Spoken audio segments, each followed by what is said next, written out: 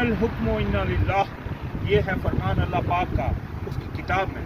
अल्लाह पाक ने फरमा दिया कि मालिकुल मुल्क अल्लाह है, तो मुल्क में कानून और मुल्क में हुक्म सिर्फ उसी का चलेगा।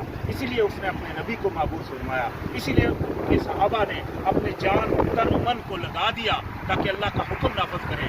आज ये मुल्क जो इस्लाम के नाम पर आज़ाद हुआ था, इसमें कुफर के कानून नाफज है और ये इस पार्लियामेंट में बैठकर चला रहे हैं, वो अल्लाह के हुक्म की गचियाँ उड़ा रहे हैं, अल्लाह का हुक्म नाफज नहीं करते।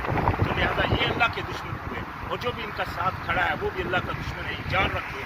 तो और अगर आप चाहते हैं कि आप अल्लाह के ग्रोह में आए तो सबसे पहले अल्लाह का हुक्म खुद पर नाफज करें और इसी तरह अल्लाह के हुक्म की जदोजहद में लग जाएं ताकि उसका हुक्म गालिब आए और उसकी बात जो है ऊपर हो, जैसा कि हमारे नबी अलैहिस्सलाम की सुन्नत है।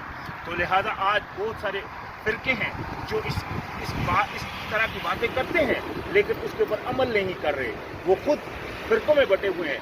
अल्लाह पाक ने हलाह के फरमा दिया था कि तफरका मत करना, तो लिहाजा वो भी किसी सूरत में ये अमल नहीं कर सकते। क्यों? क्योंकि उन्होंने खुद अपने ऊपर अल्लाह का हुक्म आज तक नहीं नाफज किया।